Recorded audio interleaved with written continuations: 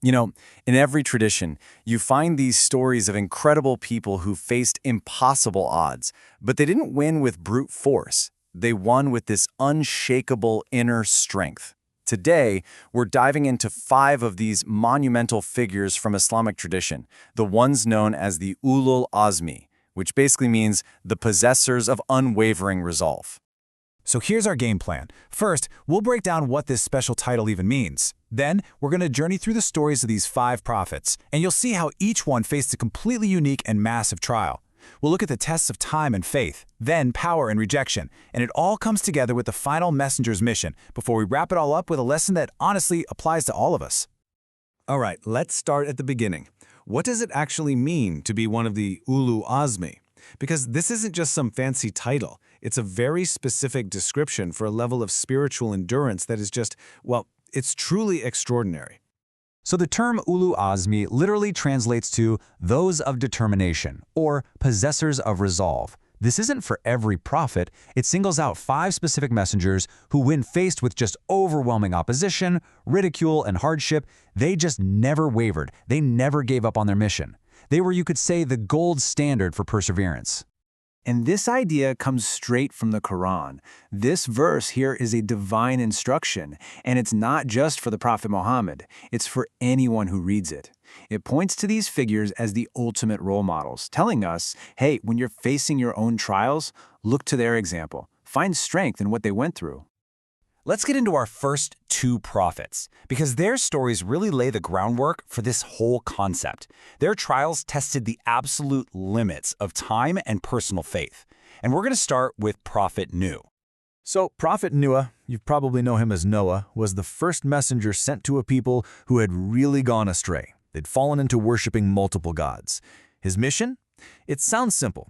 Call them back to worshiping the one true God. The challenge, though, well, that was anything but simple.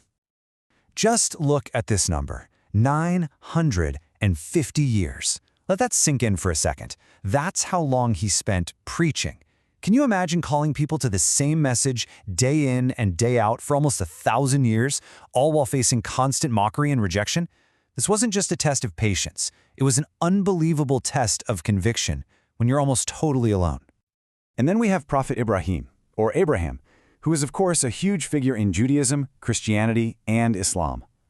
Now, while Noah's test was so external and stretched out over centuries, Ibrahim's was deeply internal and intensely personal. It was a test of his core devotion. He earned this incredible title, Khalilullah, which means the beloved of God, because he was just so firm in his belief in one God, even when his whole society was worshiping idols. But his ultimate test, the one that really cemented his legacy, was the command to sacrifice his own son Ismail. His willingness to submit to God's will, even with that impossible choice, was the absolute pinnacle of devotion. Okay, so our next 2 prophets take these themes of resolve and just amplify them. Their challenges move from those internal tests of faith to direct, head-on confrontations with the most powerful forces of their time. We're talking political tyranny and complete societal rejection. Right, so Prophet Musa, or Moses, was given a task that was, well, it was monumental. He had to go confront the most powerful man on the planet, the Pharaoh of Egypt, and lead the children of Israel out of horrible slavery. His test was one of raw courage against what looked like totally unbeatable earthly power.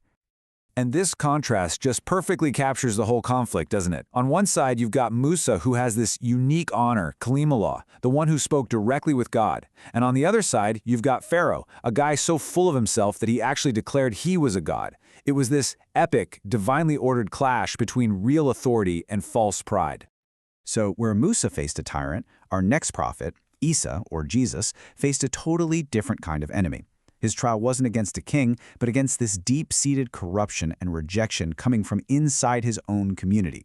He was met with disbelief, sure, but also with vicious slander and completely false accusations. And the rejection he faced is just incredible when you think about the clear signs he brought with him. I mean, by God's permission, he was performing unbelievable miracles, speaking with perfect wisdom as a baby in a cradle, healing the sick, even bringing the dead back to life.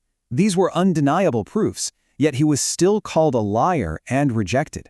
His resolve was all about sticking to the truth in the face of a tidal wave of lies.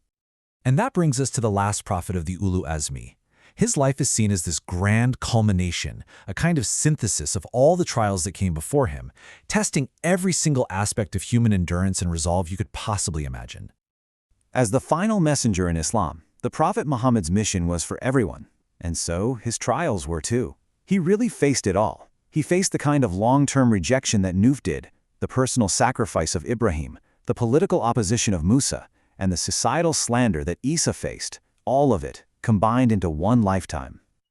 I mean, think about his journey. He was driven out of his own home, boycotted by his community, even forced into battle to defend his people. And yet, through all that hardship, his go-to response was always steadfast patience, and in the end, forgiveness. It was that incredible perseverance that made sure the message he brought wasn't just delivered, but was established as a mercy for all of humanity. So we've walked through these absolutely epic lives. What's the universal lesson here? What do their stories, when you put them all together, teach us about what resolve really is? This table just breaks it down perfectly. From Nuh, we learn about patience, unbelievable patience, over almost a millennium. From Ibrahim, we learn about devotion, even when it demands the ultimate personal test. Musa is the embodiment of courage against tyranny. Isa shows us the strength of truthfulness against lies. And Muhammad's life, it becomes the ultimate lesson in perseverance through everything. And that really makes you stop and think, doesn't it? I mean, we live in a world that wants everything yesterday, instant results, instant gratification. So what can we possibly learn from a man who preached for 950 years with almost no one listening, or another who stood up to an entire empire? It kind of forces us to rethink our whole definition of success and what it means to keep going. Because here's the bottom line, the big lesson. Not one of these prophets had an easy life, not even close. Their greatness wasn't defined by having no problems, but by how they responded to those problems. Their lives show us that true strength isn't about avoiding hardship. It's forged in the fire of getting through it. And maybe that's the most powerful and timeless message from the Ulul Azmi. We don't always get to choose our circumstances. We don't get to choose the challenges that come our way. Adversity is universal. But as their incredible stories show us, we always get to choose our resolve.